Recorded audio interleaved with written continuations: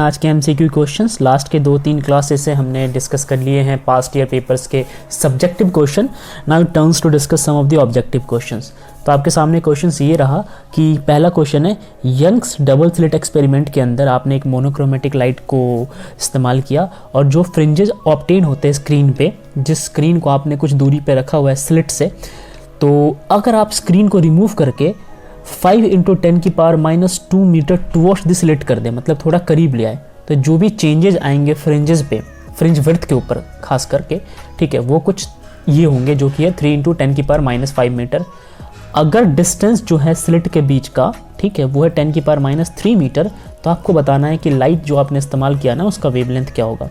ज़रा समझते हैं इस बात को प्रैक्टिकली क्या है। देखिए, अगर शुरू में आप नोटिस करें, जैसे ये होता है हमारा स्लिट, ठीक है, ये है हमारे स्लिट, और ये अगर हम स्क्रीन ऑब्टेन करें, ठीक है, तो बोला ये गया कि शुरू में आप स्क्रीन को उठा के थोड़ा करीब ले आते हैं स्लिट के, राइट। तो आपने इसको उठा के और यहाँ पे ले आए, पहले ओरिजिनली यहाँ पे था, इतना उठा के आप यहाँ कर दिए, तो आप इसको मिटा दीजिए। चलिए ओके, अब जो डिस्टेंस है, ठीक है, आपने जितना डिस्टेंस हटाया है ना वो दिया हुआ है 5 × 10⁻² मीटर। ये नहीं कि इनके बीच का गैप हो गया 5 × 10⁻² मीटर, ये अभी नहीं पता आपको, ओके। और जो चेंज है फ्रिंजेस के अंदर, जैसे मान लीजिए कि पहले जो है, सपोज कीजिए स्क्रीन पे पहले फ्रिंजेस कुछ इतने चौड़े चौड़े बन रहे होंगे, ठीक है, और अब जो है चेंज करने के बाद मान लीजिए कि अगेन मैं यहाँ पे बना के दिखाता हूँ, थोड़े पतले से बनेंगे या फिर थोड़े ज़्यादा चौड़े बनेंगे, वो डिपेंड करता है। तो जो भी है यहाँ पे फ्रिंज के साइज में जो चेंज आएगा ना, विड्थ में जो चेंज आएगा, वो कुछ इतने का चेंज आएगा, राइट, इतने का चेंज आ गया। अब आपको बताना है कि जो डिस्टेंस है स्लिट के बीच का, जो गैप है, ये जो गैप है ना, वो 10⁻³ मीटर दिया है। अब आपको बताना है कि आपने लाइट की कौन सी वेवलेंथ इसमें से यूज़ की है इस ऑप्शंस में से, ठीक है। तो आई होप कि आपको क्वेश्चन अच्छे समझ आ गया। तो चलिए सबसे पहले हम उस कंडीशन को सॉल्व करते हैं जब आपने स्क्रीन को शिफ्ट नहीं किया था, और उस केस में जो भी फ्रिंज विड्थ होगा वो हम निकालेंगे। तो फ्रिंज विड्थ का सिंपल फॉर्मूला होता है beta is equal to λd divided by slit का जो गैप होता है। तो beta is equal to λD divided by small D, right. अब आपको सारी वैल्यूज़ पता है, तो अगर आप यहाँ पे नोट करो तो जो स्मॉल डी है ना, वो है 10⁻³ मीटर। पीछे क्वेश्चन में गिवन है, आप वहाँ पे देख सकते हो, ये देखिए 10⁻³ मीटर। चलिए आगे बढ़े। अब आपको यहाँ पे लगभग चीज़ें तो मालूम है, बस कुछ चीज़ें नहीं पता, जैसे कि आपको लैम्डा नहीं पता आपने क्या इस्तेमाल किया, तो यार यहाँ से लैम्डा निकालते हैं। चलिए लैम्डा निकालते हैं यहाँ से। सबसे पहले अगर आप यहाँ पे सारी वैल्यूज पुट करोगे तो जो भी बीटा निकल के आएगा वो निकल के आएगा λD डिवाइडेड बाई डी की वैल्यू क्या है 10⁻³ इसको इक्वेशन 1 मान लीजिए। अब जैसा क्वेश्चन में बोला है कि आपने ना स्क्रीन को, ठीक है, स्क्रीन को यहाँ से शिफ्ट करके यहाँ पे कर दिया, ठीक है। तो जब स्क्रीन को आपने शिफ्ट कर दिया तो जो भी डी की वैल्यू है, कैपिटल डी की वैल्यू है, मान लीजिए पहले जो है कैपिटल डी की वैल्यू कुछ ये होता है पहले कैपिटल डी, अब शिफ्ट हो गया तो इतना रह गया कैपिटल डी। तो जो कैपिटल डी चेंज हुआ है वो है 5 × 10⁻² मीटर से। तो आप कुछ इस प्रकार से लिख सकते हैं जो चेंज होने के बाद, तो आप यहाँ पे लिखेंगे बीटा माइनस, अच्छा, और जो फ्रिंज में चेंजेज आएगा वो आएगा 3 × 10⁻5 मीटर से। तो जो फ्रिंज में चेंजेज आएगा तो यहाँ पे आप लिख लो बीटा माइनस 3 × 10⁻5। यहाँ पे आप ये काम कर सकते हैं, बहुत बढ़िया। चलिए इज इक्वल टू लैम्डा अपनी जगह पर रहेगा। इस डी में कितना चेंज हुआ, इस डी में अगर चेंज नोटिस करो तो डी में चेंज हुआ है 5 × 10⁻² मीटर का। तो यहाँ पे आप लिख लो डी की जगह पे लिख लो डी माइनस में 5 × 10⁻², ठीक है, यहाँ तक समझ आ गया। चलिए डिवाइडेड बाई जो स्मॉल डी है वो तो सेम रहना है, स्लिट के बीच का गैप चेंज नहीं हुआ, तो वो होगा 10⁻³ राइट। तो आपने ये सारी चीज़ें लिख ली। अब आप एक काम करो, इसको इक्वेशन 1 मानो, जो ऊपर था ये है आपका इक्वेशन नंबर 1, इसको इक्वेशन 1 माना, इसको इक्वेशन नंबर 2 मानो, ठीक है, ये इक्वेशन नंबर है 2, ठीक है। अब आप एक काम कीजिए, आप सब्ट्रैक्ट कर लीजिए इस इक्वेशन को इस इक्वेशन से, ठीक है। तो जरा सब्ट्रैक्ट करते हैं, यहाँ पे लिखते हैं सब्ट्रैक्टिंग इक्वेशन 2 फ्रॉम इक्वेशन 1। तो जब आप इसको सब्ट्रैक्ट करेंगे तो लेफ्ट वाले लेफ्ट के साथ सब्ट्रैक्ट होगा। तो आइए यहाँ पे लिखते हैं, सब्ट्रैक्ट करने के बाद क्या रिजल्ट आएगा। देखिए लेफ्ट में था आपका बीटा माइनस में 3 × में 10⁻5, राइट, ये था आपका लेफ्ट में। आप इसको सब्ट्रैक्ट कर रहे हैं, यहाँ पे लिख देता हूँ मैं सब्ट्रैक्शन, यहाँ पे ब्रैकेट लगा लीजिए ताकि कन्फ्यूजन ना हो। यहाँ पे फिर आएगा उस तरफ जो बीटा था, इस तरफ, यहाँ पे तो केवल बीटा था, इस वाले सेकेंड इक्वेशन में ये पूरी टर्म फर्स्ट इक्वेशन में है, तो यहाँ केवल बीटा आएगा। तो आप यहाँ पे मेंशन कर लो बीटा, तो यहाँ पे आ गया बीटा, राइट। अब बारी है राइट साइड की, तो यहाँ पे आ जाओ राइट साइड में। राइट साइड पर नोटिस करो क्या क्या दिया हुआ है। इस वाले इक्वेशन में तो पूरी टर्म आएगी उठ के, तो आप पूरी टर्म लिख लो। तो जब आप पूरी टर्म लिखोगे तो कुछ ऐसे आप लिखोगे, लैम्डा ब्रैकेट के अंदर डी माइनस में 5 मल्टीप्लाई बाई 10 की पावर -2, यही हमारे पास वैल्यूज़ थी, ठीक है, डिवाइडेड बाई जो आपका 10 की पावर -3 था वो, माइनस में, ठीक है, आप माइनस भी करोगे, माइनस में आप नोटिस करो इस तरफ क्या है, लैम्डा डी डिवाइडेड बाई 10 की पावर -3, तो इस तरफ लिख लो लैम्डा डी डिवाइडेड बाई 10 की पावर -3, ठीक है। चलिए ये सारी चीज़ें लिख लिया। अब आपको इसको इससे कट कर देना है, क्योंकि आपको पता है ये प्लस माइनस का कट हो जाएगा, ज़रा इसको इससे कट कर लीजिए, ठीक है। अब नोटिस कीजिए ये माइनस माइनस ये जो है प्लस बना देगा, तो इधर आ जाएगा ओवरऑल वैल्यू निकल के प्लस का 3 इंटू में 10 की पावर -5, ठीक है।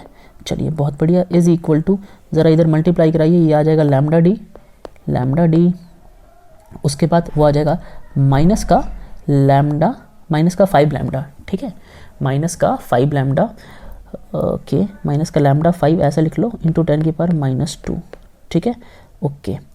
और अब पहले आप एक काम करो ना, इतना कुछ करने से अच्छा है एलसीएम ले लो, ठीक है, या फिर आप ऐसे कर लो, ये अपनी जगह पे है, ठीक है, ये अपनी जगह पे है, और माइनस का lambda D divided by lambda की पावर -3, ठीक है, समझ गए ना। मैंने इसको इसके नीचे, इसको इससे मल्टीप्लाई करके इस वाले टर्म को इसके नीचे डाल दिया, इसको इससे मल्टीप्लाई करके इस वाले टर्म को नीचे डाल दिया, ठीक है, माइनस ऑफ लैम्डा डी, ये वाली टर्म अपनी जगह पे है। अब जो टर्म कट रहा है ना आप उसको काट लो, तो मेरे ख्याल से ये वाली टर्म और ये वाली टर्म कट हो जाएगी, ठीक है। ओवरऑल ये टर्म्स कट गए। अब जब ये टर्म्स कट गए तो हमारे पास कुछ वैल्यूज़ इस प्रकार से निकल के आएगी। अच्छा एक चीज़, हाँ, ये माइनस इसके लिए था, तो ये माइनस इससे मल्टीप्लाई नहीं होगा, तो यहाँ पे अभी भी माइनस ही रहेगा। चलिए अब यहाँ पे हमारा आंसर आ गया माइनस का, अभी आंसर तो नहीं, जो टर्म लेफ्ट हुआ है वो है माइनस का 3 इंटू 10 की power -5 is equal to -5 lambda, या फिर आप लैम्डा 5 जो मर्जी कह लीजिए, लैम्डा 5 इंटू 10 की पावर -2 डिवाइडेड बाई 10 की पावर -3, ठीक है। अब ये माइनस और ये माइनस कट जाएंगे, तो अगले स्टेप में आप यहाँ पे इसको कट कर सकते हैं, इसको आप कट कर दीजिए, नेगेटिव से नेगेटिव कट हो गया। अब ज़रा ध्यान दीजिए इस चीज़ पे, आपको यहाँ से लैम्डा निकालना है, तो जब आप ओवरऑल सॉल्व करके लैम्डा निकालेंगे, जो कि आप समझदार है, मेरे ख्याल से आप लैम्डा निकाल लेंगे, तो लैम्डा की वैल्यू निकल के आएगी 6000 एंगस्ट्रॉम। तो आई होप कि ये क्वेश्चन करना कैसे था ये आपको समझ आ गया। आइए देखिए कौन सा ऑप्शन है, तो अगर आप इसमें ऑप्शन देखेंगे तो हमारा लास्ट वाला ऑप्शन है, well D is the right answer, ठीक है, D is the right answer. चलिए आगे बढ़ते हैं, डिस्कस करते हैं नेक्स्ट क्वेश्चन। ओके, अब यहाँ पे ये बढ़िया क्वेश्चन है, आपसे यहाँ पे बोला हुआ है कि जो आइडिया था सेकेंडरी वेवलेट का वेव के प्रोपोगेशन के दौरान, वो किसने दिया। बहुत सिंपल आंसर है, मैं उम्मीद करता हूँ आप सब दे देंगे, और इसका आंसर है हाइजन ने दिया था, ठीक है। हाइजन ही वो साइंटिस्ट थे जिन्होंने वेव और वेवलेट से रिलेटेड सारे टर्म्स दिए थे, तो अगर वेवलेट के बारे में भी कुछ आएगा तो इसका आंसर होगा हाइजन, ठीक है। न्यूटन ने नहीं दिया था, मैक्सवेल ने भी नहीं दिया था, मैक्सवेल ने ये में आई के अंदर कॉन्सेप्ट्स दिए थे, फ्रेंजल्स जो था उन्होंने भी ये चीज़ नहीं दिया था, तो हमारा आंसर बच जाता है हाइजन। चलिए अब बात करते हैं लाइट प्रोपोगेट रेक्टिलिनियरली, ठीक है। लाइट किसके कारण रेक्टिलिनियरली प्रोपोगेट करता है, फ्रीक्वेंसी के कारण? बिल्कुल नहीं, फ्रीक्वेंसी का रेक्टिलिनियर मोशन से कोई लेना देना नहीं है, ओके। उसके बाद वेलोसिटी, बिल्कुल वेलोसिटी का भी कोई लेना देना नहीं है, वेलोसिटी का मीडियम से लेना देना है। अगर वेलोसिटी की बात होगी तो हम मीडियम का जिक्र करेंगे, फ्रीक्वेंसी की बात होगी तो पार्टिकल्स का जिक्र किया जाता है, ठीक है। वेवलेंथ, ऑब्वियस सी बात है, वेवलेंथ का भी कोई लेना देना नहीं है, तो आंसर बच जाता है वेव नेचर। तो रेक्टिलिनियरी किसकी वजह से चलता है, वेव नेचर की वजह से। आइए डिस्कस करते हैं next question, which of the following is correct for light diverging from a point source. Okay, एक पॉइंट सोर्स से लाइट अगर डाइवर्ज हो रहा है तो इसमें से कौन सा ऑप्शन जो है वो सही है। Well, intensity at wavelength does not depend on distance, ठीक है। ये वाली बात सही नहीं लगती हमें, ठीक है, तो ये ऑप्शन तो हो नहीं सकता है इसमें से। वेवलेंथ इज पैराबोलिक, बिल्कुल wave front is parabolic, wave front parabolic नहीं होता है, ठीक है, बल्कि वेव फ्रंट आपका स्फेरिकल हो जाएगा, आपका प्लेन हो जाएगा, आपका सिलेंड्रिकल हो जाएगा, बट पैराबोलिक नहीं होगा। The intensity decreases in proportion with distance squared. Yes, हमने ये चीज़ पढ़ा भी हुआ है कि जैसे जैसे दूरी आप बढ़ा देते हो ना, ठीक है, इंटेंसिटी जो है वो घटती चली जाती है। जितना करीब रहेगा इंटेंसिटी ज़्यादा मैचअप करेगी, जितना दूर जाओगे इंटेंसिटी घट जाएगी। तो वेल, फर्स्ट जो है ए ऑप्शन हमारा करेक्ट आंसर हो जाएगा इस क्वेश्चन का। अच्छा क्वेश्चन था। आइए डिस्कस करते हैं नेक्स्ट क्वेश्चन। यहाँ बोला हुआ है कि the phenomena which is not explain by hygiene constructions. Huygens constructions of wave front, Huygens ने अपने वेव फ्रंट के कंस्ट्रक्शन के द्वारा इनमें से कौन सा फेनोमेना नहीं समझाया। तो इसमें से हम पहले समझते हैं रिफ्लेक्शन, ठीक है। वेल रिफ्लेक्शन जो है ये भी उन्होंने बताया था, आप वेव फ्रंट से रिफ्लेक्शन करा सकते हो, ठीक है। डिफ्रैक्शन बढ़िया से बताया गया है, वेव के अंदर डिफ्रैक्शन का जिक्र तो होगा ही होगा। रिफ्रैक्शन भी बताया गया है, एक ओरिजिन ऑफ एक्स स्पेक्ट्रा है जो उन्होंने नहीं बताया। तो इसमें पूछा हुआ है कि विच इज नॉट, तो नॉट के केस में हमारा आंसर डी हो जाएगा, तो D is the correct answer, ठीक है। लास्ट क्वेश्चन डिस्कस करते हैं आज का। A laser beam is used for locating distinct object because, laser beam को हम इसलिए इस्तेमाल करते हैं ताकि वो डिस्टिंक्ट ऑब्जेक्ट बता दे। क्यों, ऐसा क्या खास होता है लेजर बीम के अंदर। तो हम पहला पढ़ते हैं option, it is a monochromatic. Well जरूरी नहीं है कि लेजर बीम जो हो वो मोनोक्रोमैटिक हो, ठीक है। और अगर लेजर बीम मोनोक्रोमैटिक भी है तो डिस्टिंक्ट ऑब्जेक्ट का मोनोक्रोमैटिक से कोई लेना देना नहीं है, ठीक है, ओके।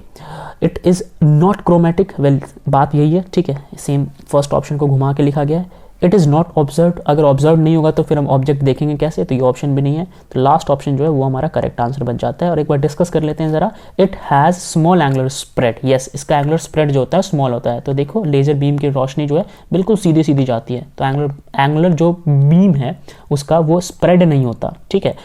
तो ये चीज़ है। आपको उम्मीद करता हूँ ये सेशन बहुत ज़्यादा पसंद आया होगा और ये हमारा वेव ऑप्टिक्स का लास्ट MCQ सेशन था।